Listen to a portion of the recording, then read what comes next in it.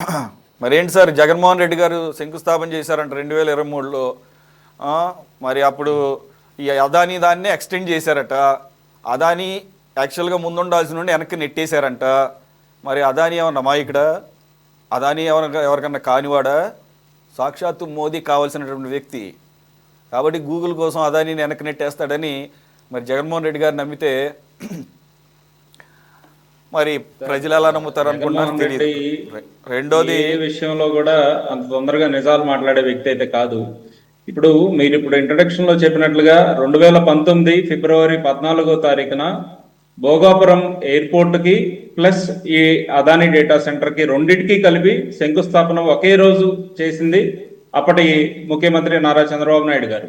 ఆ రోజు Adani data centre తోటి మనం జరిపిన చర్చలు ఏంటి అంటే, ఒక 20 సంవత్సరాల టైంలో 5 గిగావాట్ల డేటా సెంటర్ ఎస్టాబ్లిష్ అయ్యేటట్లుగా 70,000 కోట్ల పెట్టుబడి పెట్టేటట్లుగా దశల వారీగా 1,00,000 మందికి ఎంప్లాయ్మెంట్ కలిగించేటట్లుగా, డైరెక్ట్ ఆర్ ఇండైరెక్ట్ ఏదైనా సరే, అది మనం మాట్లాడుకుంటే అనుకోకుండా ఎలక్షన్స్ రావడం. లక్ష్మణ్ గారు మీరు మాట్లాడే టైంలో మీరు మాట్లాడండి.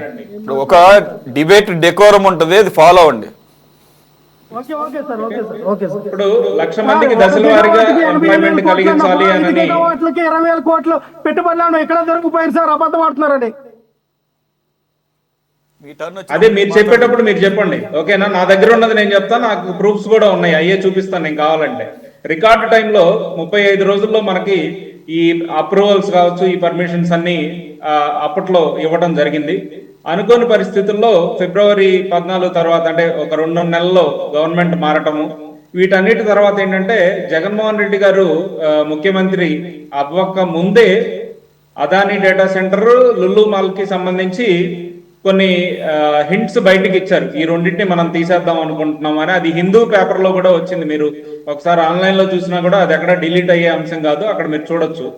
అప్పుడు అదానీ వాళ్ళకి ఏం చెప్పారంటే, మీకు 400 ఎకరాలు ఇచ్చారు, అవి ఏం అవసరం లేదు, నేను 89 ఎకరాలు ఇస్తారు, 3,000 కోట్ల ఇన్వెస్ట్మెంట్ తోటి మీరు మళ్ళీ ప్రపోజల్ మార్చుకొని రండి, అప్పుడు చూద్దాము అని చెప్పి ఫైనల్ గా మళ్ళీ డిస్కషన్స్ అన్ని అయిన తర్వాత 160 ఎకరాలతోటి 300 మెగావాట్ల దీన్ని 2023లో, అంటే వాళ్ళకి అంత టైం పట్టిందనమాట. జగన్మోహన్ రెడ్డిని చెప్పిన రివర్స్ టెండరింగ్ ప్రాసెస్ ఏదైతే ఉందో, ఆయన మిగిలిన వాటిలో ఎలాగైతే ఫాలో అయ్యాడో, పోలవరంలో కావచ్చు, మిగిలిన అన్నిట్లో, అలానే ఇందులో కూడా రివర్స్ టెండరింగ్ లాగా ఫాలో అయ్యేసరికి వాళ్ళకి సుమారు 4 సంవత్సరాలు బట్టి 2023లో ఇక తప్పని పరిస్థితుల్లో దానికి మళ్ళీ శంకుస్థాపన జరిగింది. ఫస్ట్ శంకుస్థాపన జరిగిన వీడియోలు, ఫోటోలు, ప్రతిదీ అన్ని న్యూస్ ఛానల్స్ దగ్గర క్లియర్ గా ఉంది. ఇక నిన్న వచ్చేసరికి జగన్మోహన్ రెడ్డి మాట్లాడతాడు, డేటా ఉంటే రకరకాల డేటాని కలిపేసేస్తే అదేదో ఏ అవుతుందని ఏదేదో మాట్లాడుతున్నాడండి. ఆయనకు అర్థమై మాట్లాడుతున్నాడా, అర్థం కాకుండా మాట్లాడుతున్నాడా తెలియట్లా.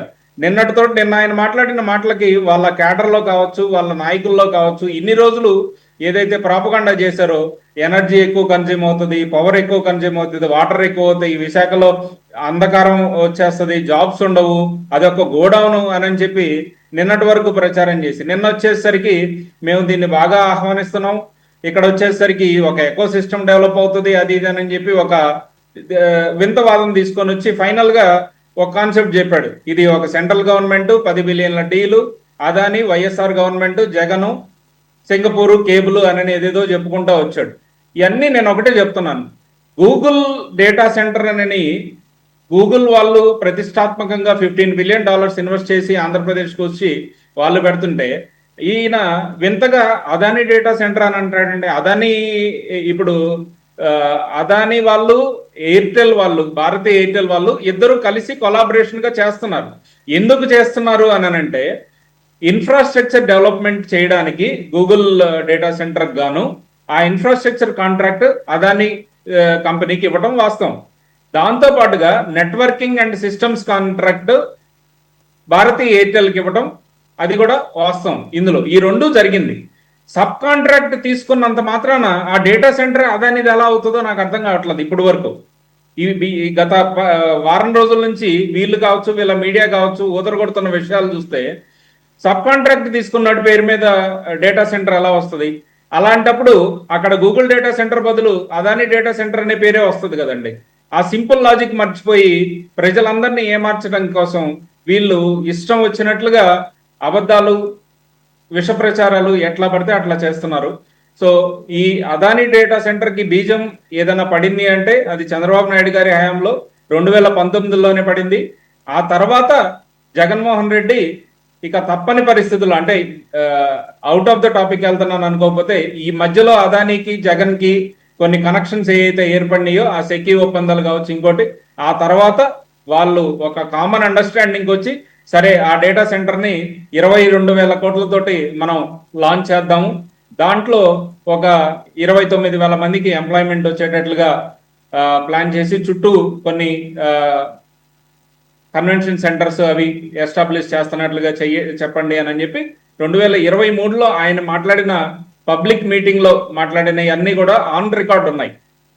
70,000 కోట్లు అని చెప్పి ముందు మనం ఫిబ్రవరి 14, 2019లో ఏదైతే మాట్లాడామో దాన్ని ఈయన రివర్స్ ట్రెండింగ్ ద్వారా 2023కు వచ్చేసరికి 22,000 కోట్లకి తీసుకొచ్చి 29,000 మందికి ఎంప్లాయ్మెంట్ తీసుకొని రావడానికి, అది కూడా చుట్టుపక్కల ఎకో సిస్టమ్ ద్వారా కన్వెన్షన్ సెంటర్స్ ఇవన్నీ బిల్డ్ చేసేటట్లుగా మార్చుకొని తీసుకొచ్చిన ఇన్ఫర్మేషన్ ఇదంతా. Now